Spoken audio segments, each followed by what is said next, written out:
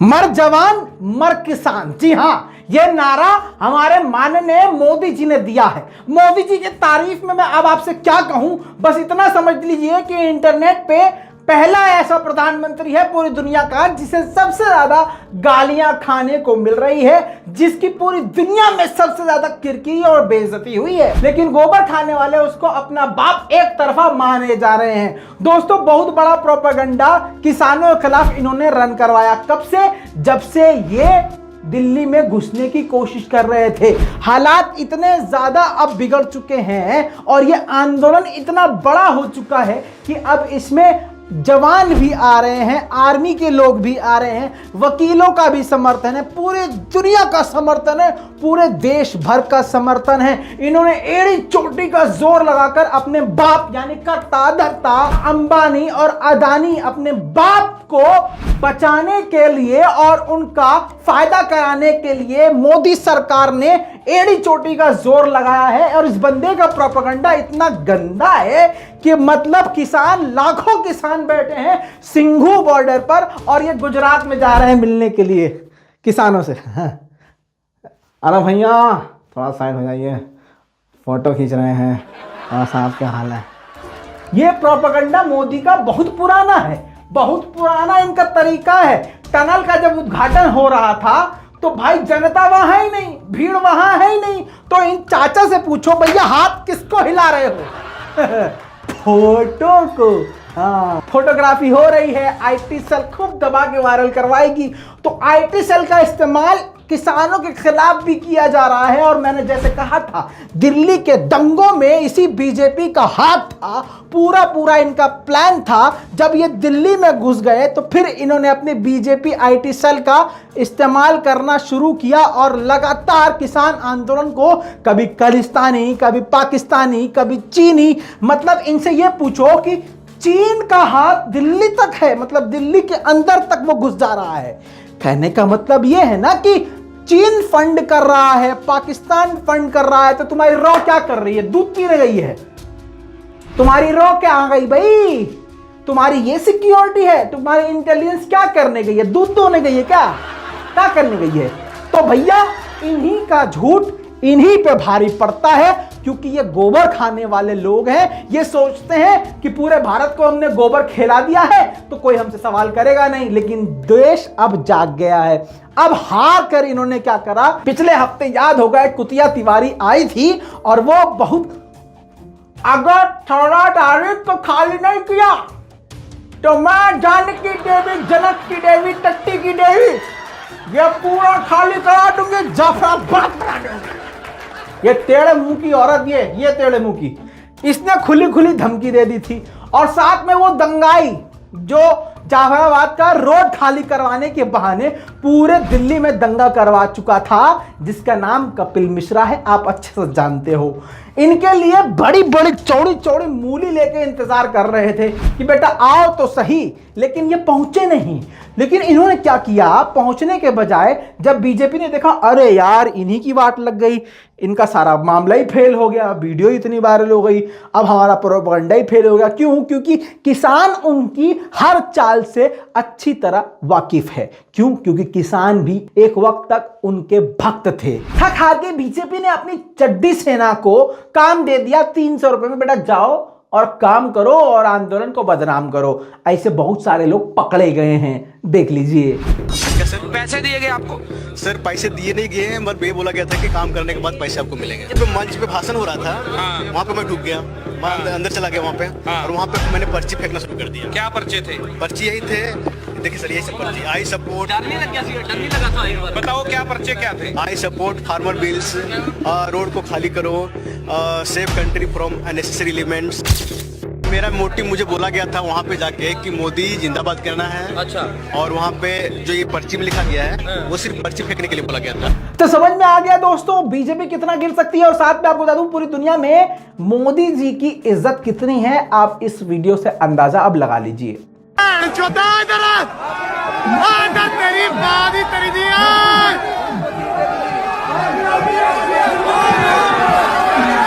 मोदी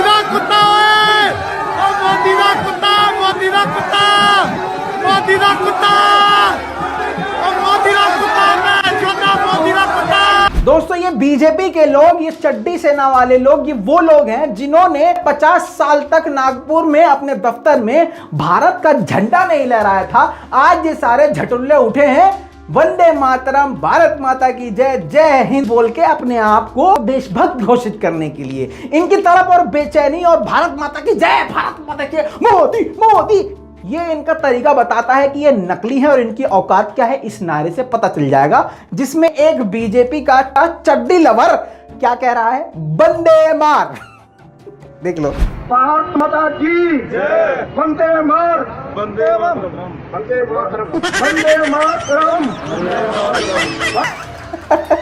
असली बात निकल गई। इनका कोई मंत्री कहता है गोली मारो सालों को, और ये कह रहे हैं कि वंदे मार। मजे की बात है, वंदे मातरम की जगह कह रहा है वंदे मार। मतलब इनका दिमाग देखिए, सिर्फ मार काट, जलाना, धमकाना, पीटना, बलात्कार करना, यही है बीजेपी आरएसएस। सारे चड्डी वाले कह रहे हैं कि भैया ये किसानों को बिल समझ में नहीं आ रहा है। मजे की बात यह है कि वकील पूरी तरह से समर्थन में उतर आए हैं, किसके, किसानों के। और अब ये कह रहे हैं अनपढ़ कि वकीलों को भी समझ में नहीं आ रहा है भाई ये जो बिल है, वकील है वो गूनी का था तुम्हारी तरह, वकील को कानून समझ में नहीं आ रहा। वाह, इनका मुंह बीच में लगा के फिर से ऐसे बजाओ ताली। दोस्तों एक और वजह है कि किसानों से ये क्यों किलस रहे हैं और मोदी जी बात करने दिल्ली के बजाय गुजरात क्यों जा रहे हैं। मतलब इतनी हवा संट हो रही है कि किसानों से सामना करने में भी दस्त लग रहे हैं, इसीलिए तो गुजरात में मीटिंग हो रही है, दिल्ली को तो देख ही नहीं रहे, समझ रहे। तो उसकी वजह सबसे बड़ी यह है कि किसान इनकी औकात को जानता है और अब धड़ल्ले से इनकी औकात दिखा रहा है पूरी दुनिया को। ये देख लीजिए अब जो मैं दिखाने जा रहा हूं, और आप लोगों से कहना चाहता हूं कि इस वीडियो को इतना शेयर कीजिएगा कि कपिल मिश्रा आतंकी तक ये वीडियो पहुंच जाए। हाँ दिखाओ भाई। भड़वा कपिल मिश्रा आजा, पिछवाड़ा अगर लाल ना कर दें, ना बैठ सकता ना खड़ा हो सकता। जहां भी झगड़ा होगा वहीं नागपुरिया आरएसएस वाले झगड़ा करेंगे। भी 4 दिन पहले आपने देखा ना, आया था ना यहाँ एक आरएसएस का भड़वा, कितना मारा, वो तो पुलिस ने बचा लिया, नहीं जिंदा जान से मार देते। उनसे कह देना नागपुर वालों से, एक भी आरएसएस का भड़वा यहाँ ना आ जा हमारे बीच में, अगर आ गया तो जान से मार देंगे। ताऊ ने क्या बजाया है, वाह मजा आ गया, कसम से मजा आया है तो शेयर जरूर करना। सारी दुनिया इनकी औकात जान गई है कि ये गोबर खाने वाले हैं, गधे का लीद खाने वाले हैं, पेशाब पीने वाले हैं। दोस्तों ऊपर वाले की मार ऊपर वाले की मार इसको ही तो कहते हैं। दोस्तों खुद समझ के देखो यार, इसमें कोई रॉकेट साइंस नहीं है। आप ये देखो, ये दूध को फेंकते हैं, मूत पीते हैं, घी को जलाते हैं, गोबर खाते हैं। अब यही चीज किसान चीख चीख के कह रहे हैं, इसीलिए तो इनके गुड़गांव में मिर्ची लग रही है।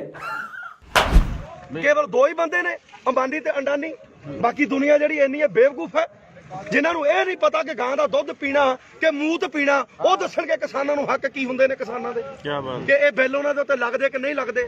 अंधभक्त बोल रहे हैं हम तो मोदी के साथ है। अब मोदी ने तो अपनी बीवी को अपने साथ नहीं रखा, तेरा क्या होगा कालिया।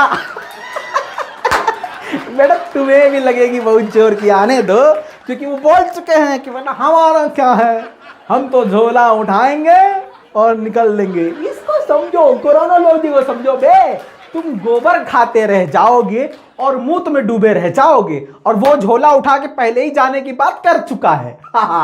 दोस्तों माफ कीजिएगा, ये मैं कोई रिपोर्ट तो दे नहीं रहा हूं, जो सोशल मीडिया पे सारे सबूत मौजूद है वही आपको बता रहा हूं, उसमें मेरा कोई रोल नहीं है। ना ना ना ना। अब जैसे कि आप देख लो, अब गली के कुत्ते भी हमारे माननीय मोदी जी पर और हमारे अमित शाह पर भौंक रहे हैं।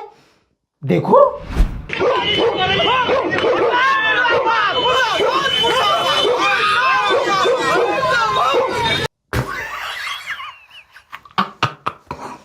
नहीं नहीं। दोस्तों आपको बीजेपी की औकात बताता हूं। बीजेपी का खुद का दिमाग है नहीं, तो वो कहीं ना कहीं से आइडिया चुराती है। हिटलर का आइडिया चुराया है। 85 साल पहले का एक पेपर का कट आउट दिखा रहा हूं जिसकी हेडलाइन आपको बताएगी कि मोदी जी और ये बीजेपी किसके मैप पर चल रहे हैं, किसके रास्ते पर चल रहे हैं। ये देखिए दोस्तों, हिटलर ने अपने समय में सिटीजनशिप राइट को छीन लिया था और बैन कर दिया था इंटर मैरिजेस को। जी हां, जैसे कि यूपी में ये काम हुआ है, लव जिहाद के नाम पे जो कानून बना है ये सेम वही कानून है, और एनआरसी सीएए का जो कानून है ये सेम वही कानून है। दोस्तों, मोदी और मोदी के भक्तों का इस वक्त इतना बुरा हाल है, मैं बता दूं, बड़े से बड़ा आदमी हो चाहे अंबानी हो, रिलायंस जियो की वाट लगा दी है किसानों ने। साथ में भैया आपको यह बता दूं कि गोदुई मीडिया के तो ऐसे लाल कर दिए हैं पिछवाड़े को इन किसानों ने कि मैं क्या बताऊं। गलती से जी न्यूज पहुंच गया किसानों के बीच और फिर कैसे इनका स्वागत हुआ देख लीजिए।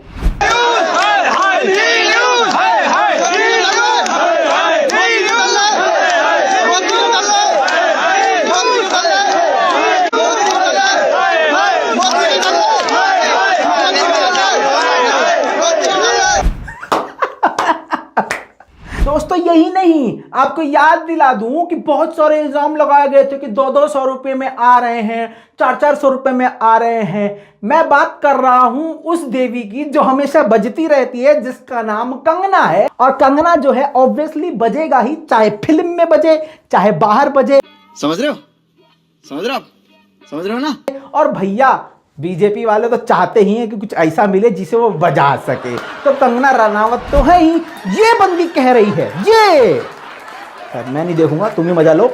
मैं तो कह रहा हूं ये बंदी कह रही है कि ये किसान 200-200, 400-400, 500 में आए हैं, जो खुद पैसा लेके बेड सीन करती है और घपाघप करती है। बहुत बढ़िया, मतलब तुम पैसा लेके घपाघप करो तो वो सही है, किसान अपने हक के लिए आवाज उठाए तो वो पैसा लेके आया है। बहुत बढ़िया, वाह वाह वाह, बहुत बढ़िया। हम ये पूछना चाहते हैं कंगना रनावत जी से कि भैया ये कितने में करती हो, तुम बता दो।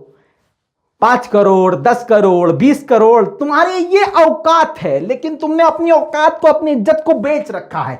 किसान ऐसा काम नहीं करता है, किसान की बेटी ऐसा काम नहीं करती है।